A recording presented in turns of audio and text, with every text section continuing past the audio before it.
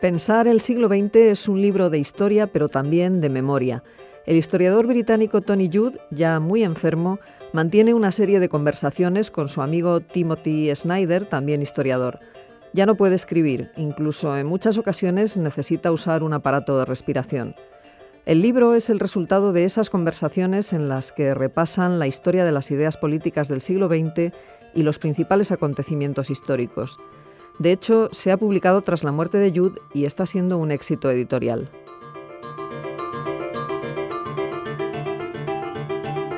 Antonio García Santes Mases, catedrático de Filosofía Política en la UNED, y Jesús Díaz Álvarez, profesor de Filosofía también en la UNED, continúan comentando este libro de Judt, en el que también analizó la Guerra Civil Española, entre otros muchos acontecimientos históricos que han jalonado el siglo XX.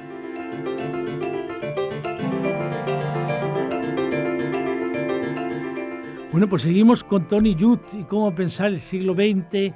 Le dejo la palabra a Jesús para que él encauce esta segunda conversación después de que el otro día nos quedamos con todas las contradicciones entre lo que podía vivirse desde la perspectiva española y la perspectiva que el propio Judt vivía. Bueno, pues yo quisiera hacerle una breve consideración, una pregunta a Antonio, porque me parece que es interesante para los futuros lectores del libro. Y es en relación a la Guerra Civil Española, ¿no? La Guerra Civil Española aparece en este libro, aparece la alianza del Frente Popular, también en relación a la alianza del Frente Popular francés. Y quisiera preguntarle, una de las cosas, cuando estaba leyendo el texto, una de las cosas que siempre me venía a la cabeza es cuál es la impresión que él tiene de cómo recoge Judt aquí la Guerra Civil Española. O sea, ¿qué crees que sería con lo que tú estarías de acuerdo y en lo que tú no estarías de acuerdo? ¿Qué le faltaría en la apreciación de Judt cuando habla de la guerra de España? Porque ahí más bien, si yo no lo he interpretado mal, él ve el Frente Popular español como una especie de guerra revolucionaria, de triunfo del estalinismo. Él recoge ahí los testimonios de Arthur Koestler y de Orwell, muy críticos con las vivencias que tienen de la República. Algo así como que el estalinismo está permeando lo que queda de la República Española y que, digamos, hay una parte importante de la izquierda europea que no quiere ver eso. Entonces hay como, yo creo que él tiene una idea de la Guerra Civil Española como mito de la izquierda, pero un mito que, digamos, Orwell o Koestler desmontarían. Y además dice una cosa yo creo que muy interesante. Dice, es la experiencia de España, tanto en Orwell como en Koestler, la que hace salirse a ellos del comunismo. Entonces, ¿qué crees que falta? ¿Qué complementarías? ¿En qué discrepas?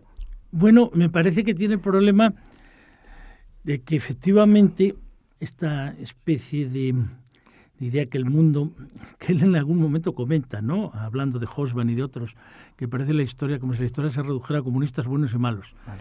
Y claro, es un gran desconocimiento de lo que era la historia de España, porque claro, ahí se nota que claro, no podemos todos trabajar todos los temas, ¿no? O sea, el hombre no dedicó tiempo, no tuvo tiempo, se ve por las referencias que hay ahí. Él nunca, por ejemplo, leyó a Raymond Caro, leyó a Preston, no leyó a Gerald Brennan, no, en fin, no digo a Gabriel Jackson, o sea que todo eso le hubiera dado un asunto mucho más complejo del momento, porque claro, allí hubiera habido pues todo el problema de lo que significa el republicanismo, lo que significa la figura de Azaña, lo que significa las corrientes dentro del Partido Socialista, lo que significa el problema de la fuerza del anarquismo en España. O sea, el problema del Partido Comunista, claro, en España es una perspectiva de un partido que tiene muy poca relevancia hasta que llega el año 36. Empieza a tener relevancia a partir de incorporar a los jóvenes, a una parte de los jóvenes socialistas, fomentar la unificación, jóvenes socialistas, jóvenes comunistas, la época de Santiago Carrillo, y después, en el momento que se produce, en noviembre del 36, el paso de algunos de ellos como Carrillo al Partido Comunista, y bueno, los sucesos que ocurren a partir de que el abandono de las democracias a la República, a partir de mayo del 37, cuando ya el gobierno de Negrín, el único apoyo que tiene sólido es la Unión Soviética. Pero incluso en ese momento, una página tan discutida como el final de la guerra, toda la página terrible de cómo la quinta columna le engaña a los republicanos moderados o a los socialistas como Besteiro, que creen que van a poder negociar con Franco y evitar la represión, y al final pues no hay nada de eso, y la Junta de Casado se viene abajo, y Franco quería la absoluta rendición, solo les estropea, digamos, la representación, el que Besteiro se queda, y claro, pues ya hay que detenerle, y después muere en la cárcel de Carmona, o sea, crean todo un símbolo de lo que era la barbarie franquista.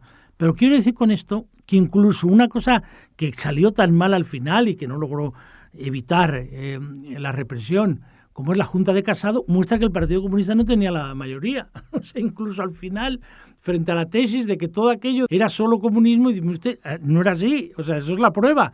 Es decir, la prueba fáctica. No quiere decir que si fuera una operación que saliera precisamente bien, sino que más bien salió mal. Entonces, lo que refleja ese punto es que ahí, es un tema interesante para españoles, nunca se ha valorado la resistencia de la República Española al nazismo y al fascismo como la antesala de la Segunda Guerra Mundial. Dicho de otra manera, como un capítulo del combate contra el nazismo y el fascismo. Esto lo repitieron una y mil veces los republicanos españoles, los socialistas, los comunistas españoles, porque en eso, más allá de las discrepancias, estaban de acuerdo. Repitieron eso. Pero este punto no aparece. No aparece porque, claro, eso sería cuestionar que la política británica de apaciguamiento, de evitar el conflicto, y la política británica que condiciona radicalmente la respuesta del Frente Popular a la República Española. Le viene a decir, bueno, si hacéis eso, rompemos. Se acabó la alianza. Entonces, claro, eso es lo que hace que para ellos eso sería reconocer que ahí hubo, digamos, una deuda con España, ¿no? Con la España republicana, con la España democrática. Y claro, eso es un elemento que ha marcado esa historia. Y eso que, si tú lo conectas con la primera edición del Laberinto Español de Brennan, claro, ahí se va otra interpretación, que es insistir en que no, que lo ocurrido en España tenía que ver con la anomalía española, con el cainismo, con que era un pueblo que no tenía que ver con el europeo, con un pueblo completamente amontado por unas tradiciones seculares que le llevaban a un odio, una intolerancia, un exterminio, cuando realmente pues no había participado en la Primera Guerra Mundial y había tenido contiendas durante todo el siglo XIX, pero no más que otros países europeos. O sea, quiero decir que ahí se fue a la idea de la anomalía española. Entonces yo creo que ahí hay muchas matizaciones que habría que hacer de la distancia que él tiene, pero incluso de la distancia, de la lejanía que no capta, por ejemplo, pues debates que se dieron en plena situación, por ejemplo, mayo del 37, o el coloquio de intelectuales donde el propio André Gide plantea lo que ha sido su experiencia en la Unión Soviética, después viaja a la Unión Soviética, como lo recuerda Octavio Paz. Es decir, allí hubo todo un debate interno muy fuerte, que no era solo la experiencia del comunismo. Lo que no cabe la menor duda es que el comunismo tenía, al final de la guerra, un peso que no tenía al principio, porque el apoyo a la Unión Soviética, el que cuadros muy jóvenes hubieran entrado, la división radical del Partido Socialista entre unos y otros, el que acaba en la cárcel, los que están, todo eso hace que durante tiempo, pues evidentemente esa herida pues ha permanecido y ha seguido.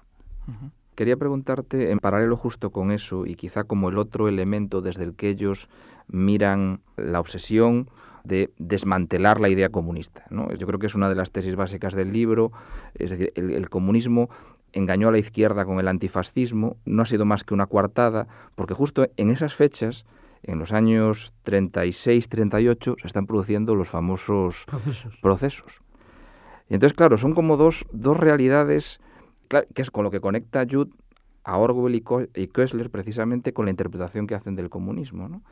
Entonces, claro, son como dos realidades de una potencia enorme y sobre todo, claro, visto en retrospectiva, justamente ellos lo leen ahí, en esos años. Justo en esos años es algo así como empiezan a ver, y después se retrotrae ya a fechas anteriores, pero algo así como que el comunismo, el antifascismo, por decirlo de alguna manera, es la bandera que tiene, digamos, la Unión Soviética para defender sus propios intereses, y que además a tratar de asimilar eso a algún tipo de frente democrático, de lucha por las libertades, etcétera, pues es absolutamente imposible, ¿no? Entonces, yo creo que quizá nosotros lo que no hemos hecho demasiado hincapié es que se está produciendo paralelamente la guerra de España, pero se están produciendo paralelamente a la vez los procesos en Moscú. Claro, pero se está produciendo sobre todo el gran giro de la política exterior de la Unión Soviética. Es decir, que es una cosa interesante de estudiar ahora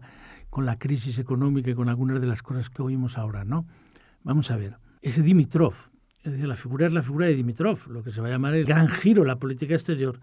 Es decir, de la idea primera, si nosotros vamos a la idea primera de la Internacional Comunista, la idea es que hay que ir a una nueva internacional, como decíamos en el programa anterior, porque ha caído la Segunda Internacional, la bancarrota ha sido la Primera Guerra Mundial. Es decir, eso de que los partidos, cada uno tiene su autonomía, funciona, se ponen de acuerdo, al final ahí tiene que haber una voluntad férrea, tienen que ser secciones de un único partido donde haya una vanguardia clara que tome las decisiones, porque si no, las diferencias son tan pronunciadas que al final los intereses nacionales son lo que cuenta. Entonces, el nuevo internacionalismo tiene que ser un internacionalismo estructurado militarmente por una vanguardia que tiene sus secciones. Entonces, eso hace que a partir de un determinado momento, cosa que ahora vemos que vuelve a ocurrir, hay una parte de esa izquierda, de los propios partidos comunistas, que no solo a lo que estaríamos, vamos a llamarlo así, a su izquierda, consideraban que era el izquierdismo como una enfermedad infantil que diría Lenin, sino que la socialdemocracia era equiparable al liberalismo capitalista y de alguna forma la antesala del fascismo, o sea, la idea del socialfascismo. Entonces, claro, esa perspectiva es la perspectiva donde, para llegar a construir una vanguardia revolucionaria, lo primero, lo esencial, lo más importante es desenmascarar a los dirigentes traidores de esos partidos para que esas masas entren en el auténtico partido revolucionario, la auténtica vanguardia revolucionaria.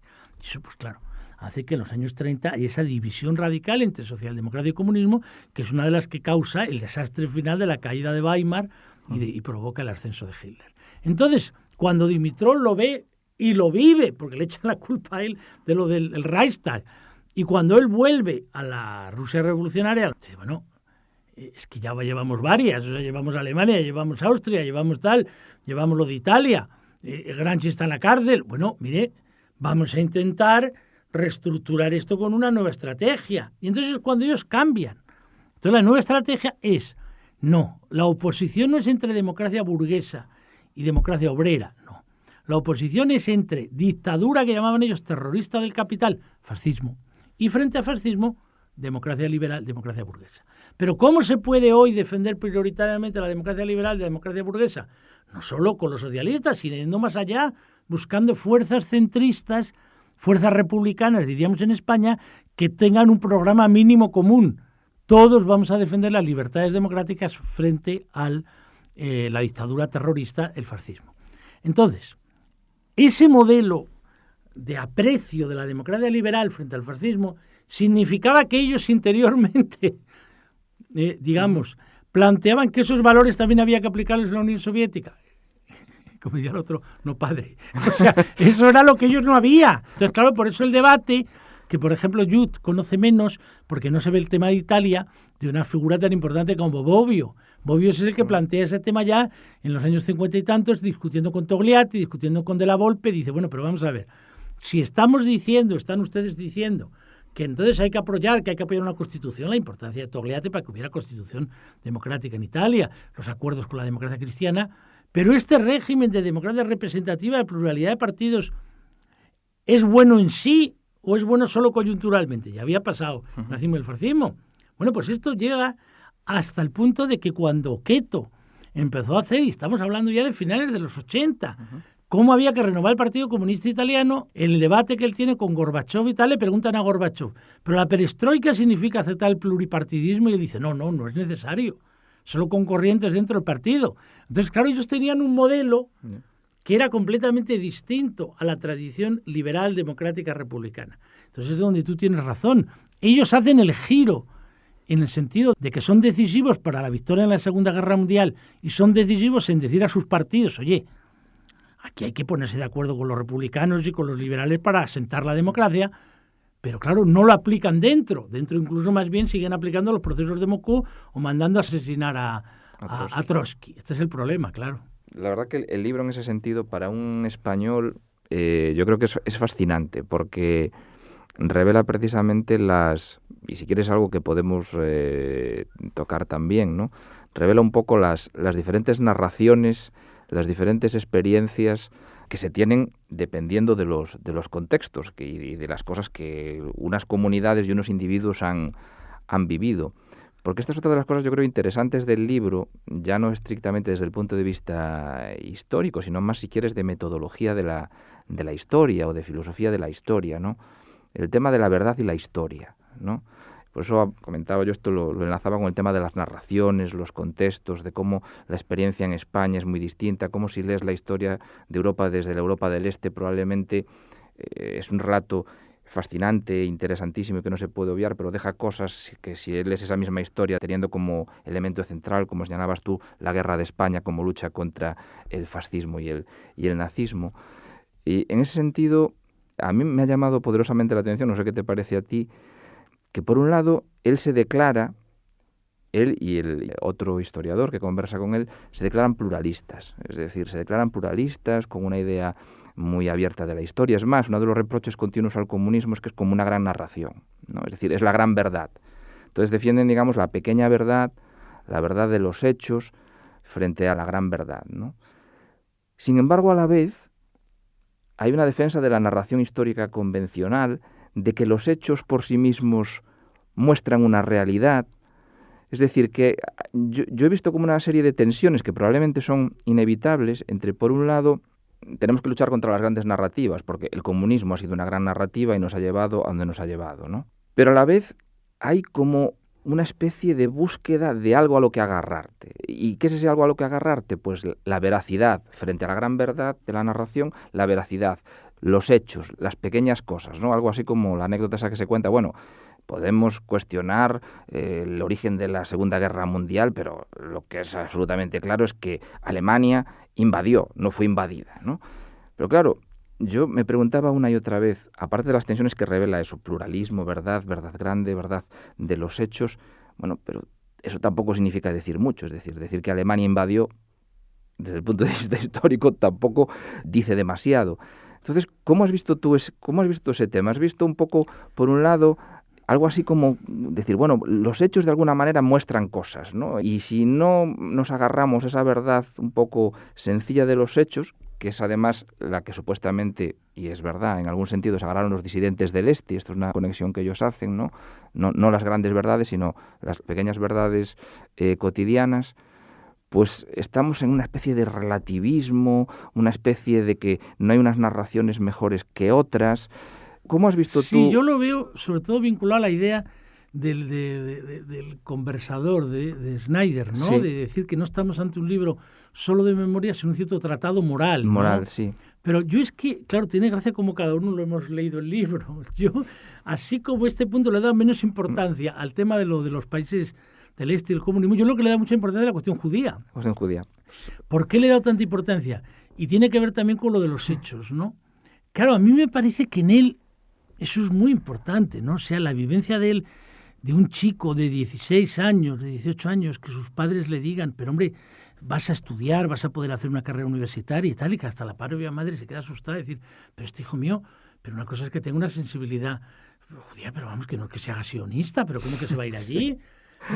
A ver si abandona todo por ser sionista, se abandona el Estado de Israel, o sea, que él viviera eso por más que él lo plantee, es como muy relevante. Quiero decir, quieras o no, por más que haya todos los recuerdos de él, de lo que era el Londres posterior a la Segunda Guerra Mundial, de lo que era, porque él nació en el 48, ¿no? Me parece que es cuando... 48, sí. Claro, 48, ya han pasado 3 años. Pero claro, frente a lo que se ha venido a denominar la etapa dorada, que diría Hobsbawm, de que ya enseguida viene la redistribución de la riqueza, el Estado, servicio sanitario de salud, el pleno empleo y tal, la forma, por ejemplo, como habla de Wilson. O sea, claro, él está afectado por otra historia. Si él hubiera estado afectado realmente, digamos en el sentido que le decía su padre, dice, esto no tiene nada que ver con nosotros, esto de la Unión Soviética con el marxismo. 1, 2, no esperes nada de ese señor de Wilson. Bueno, ante esas dos cosas, cabía hacer una tarea puramente académica o decir como, bueno, pues creemos una cosa nueva, una nueva izquierda, que se dio mucho en los años 60 allí, con el desarme nuclear, y gente que abandonó los partidos comunistas en el año 56 después de lo de Budapest, pero tampoco estaba de acuerdo con el laborismo. Pero sin embargo, en él hay una cosa Pero es que él dice que el marxismo de su padre, y digamos el carácter en algún sentido fantasmagórico del marxismo de su padre, es lo que lo vacuna a él contra el 68. Eso, pero no le vacuna solo eso, le vacuna el sionismo. O sea, lo diga o no lo diga, le vacuna en el sentido de que tú no te encontrabas, esa es mi interpretación, no la que él hace, Sí. Es decir, tú no te encontrabas gente en lo que era el 68, en Francia en otros lados, o en lo que era la ruptura del tema, bueno, pues del movimiento estudiantil en Alemania, de Rudi Dutschke, lo que va a significar el final tan triste para Adorno y para la Escuela de Frankfurt. Bueno, no eran sionistas. O sea, es que ten en cuenta que él no solo que tenga una identidad judía más o menos, sino que en un momento determinado esa identidad judía la quiere ver encarnada en la esperanza de un pueblo que se hace con un nuevo Estado, que es el Estado de Israel. Y él es mucho el tiempo que le da vueltas a decir qué tipo de Estado hemos construido, el Estado de Israel. ¿Qué significa esto? Incluso cuando él va años después a Estados Unidos y lo critica, dice, pero bueno, aquí hay como todo un lobby completamente insertado en la sociedad norteamericana que simplemente para evitar el recuerdo dolorosísimo de lo que fue el Holocausto está dispuesto a legitimar todo lo que haga el Estado de Israel. Pero claro, esa posición política era una posición muy alejada de la que tenían sus compañeros de generación, bien los que estuvieran entusiasmados por el movimiento estudiantil en Alemania, los que estuvieran entusiasmados por la revolución de la vida cotidiana en Francia o los que estuvieran en los campus de Berkeley, porque ya tenían otras experiencias. Pero yo ahí, sin embargo, lo leí de otra manera. ¿En qué sentido? Es que date cuenta que su sionismo es un sionismo socialista. Sin duda. Y es que además él lo dice, hasta las 3 primeras décadas desde la fundación del Estado de Israel no hay ninguna incompatibilidad entre izquierda y Estado de Israel, porque es más, yo creo que una de las experiencias que lo vacuna a él contra, entre comillas, ¿no?, una de ellas, contra el marxismo de su padre y esa idea de la gran narración, es la manera en que los tratan en el kibutz, lo que él cuenta allí, que los tienen absolutamente aislados, que no pueden entrar, que hay como una especie de, una vez más, que hablábamos antes, de gran verdad a la que hay que, digamos, someterse. Y para él, la experiencia del sionismo y del socialismo, y después la crítica que hace a ambos, no van separados. Bueno, pero ten en cuenta la experiencia. Creo, no lo sé, yo lo vi así. En la perspectiva, creación del Estado de Israel. Él acaba de nacer. La idea es que hay un pueblo que no tiene tierra y que va a ocupar a una tierra sin pueblo. No había pueblo, había pueblo palestino. Pero entonces, claro, todo el conflicto que se veía a partir del momento. Ten en cuenta que cuando él solo tiene 19 años, ya se produce la guerra de los 5 días. Entonces, claro, quiero decir, se produce ya después el final de Nasser. Ahí hay un conflicto permanente donde, aunque él dice muy bien, en el inicio el Estado de Israel contó con el beneplácito y el apoyo de la Unión Soviética y de Checoslovaquia, ellos se van inclinando hacia la posición norteamericana. Pero una posición norteamericana que sus compañeros de generación están viviendo en Vietnam. Entonces eso es lo que hace que cuando surja el debate de los años 60 del desarme nuclear y de los años 80, por ejemplo, él que tiene una enemiga enorme a Thompson, entonces le dice a Thompson, es que no ha entendido nunca lo de Kolakowski y tal. Bueno, la gente olvida que entre las cosas que le dice Thompson a Kolakowski es cuando la famosa carta aquella le viene a decir, hombre, ¿cómo es posible que saliendo en el año 74 de Polonia y la dictadura del Este vayas a España, que está la dictadura de Franco? Entonces, quiero decirte, la perspectiva es una perspectiva donde, claro, es decir, es una cultura distinta, pero yo sí creo que en lo del tema de lo concreto, de lo que decías tú de la verdad, sí que hay una cosa profunda en él, en Tony Judt, que es la idea de decir, pero vamos a ver, la memoria del mal no puede justificar la defensa incondicional de un Estado, por más que no se pueda preservar la identidad sin ese Estado. Y eso es lo que a él le crea el gran problema con una parte del mundo judío.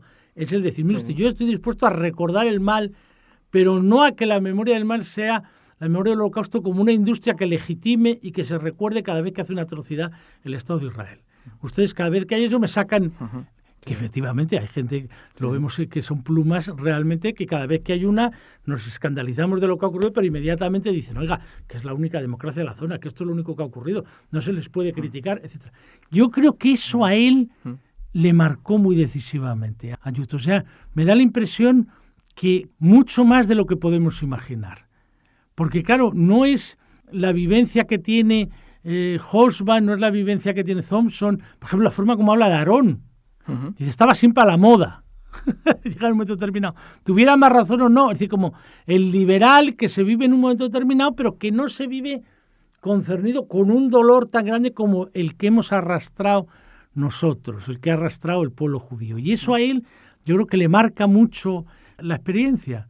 Sí, yo creo que además, si no recuerdo mal, en el epílogo final es una de las cosas que le agradece a quien conversa con él, precisamente es haber sacado a la luz la importancia de su judaísmo, ¿no? Y además incluso la centralidad también a la hora de interpretar la historia del Holocausto. Yo creo que también es algo que él dice en algún momento, como toda la gente de su generación, lo comenta, ¿no? Toda la gente de su generación había tenido esa especie de soy judío, pero yo de esto de alguna manera no hablo, ¿no? Es algo, digamos, sobre lo que no voy a escribir, a teorizar, ¿no? Y que sin embargo es verdad que está muy, muy presente, ¿no? O sea que yo creo que en eso tienes razón, pero no sé si eso es un dato decisivo a la hora de su crítica, por ejemplo, al 68. Porque yo ahí creo que... Sí, no, yo creo que eso tienes ¿Tú razón. crees que sí? No, tienes razón tú. Yo creo que ahí hay otros elementos. Es decir, lo que le saca a la luz es algo que le constituye mucho su biografía, su memoria, su identidad, más de lo que él imaginaba. Claro. Pero es verdad que él lo lleva más bien por la otra perspectiva y es la que le hace, después ya, como decía el otro, ir hacia la socialdemocracia, pero es que la propia frase lo dice, la banalidad del bien. La banalidad del bien, es como diciendo, no capta la cosa. Bueno, pues lo tenemos que dejar aquí, Jesús. Nada. Bueno, pues espero que haya ayudado a nuestros amigos que nos siguen a seguir el interés por esta gran obra de este historiador que desgraciadamente nos dejó tan pronto, Pensar el siglo XX de Tony Judt.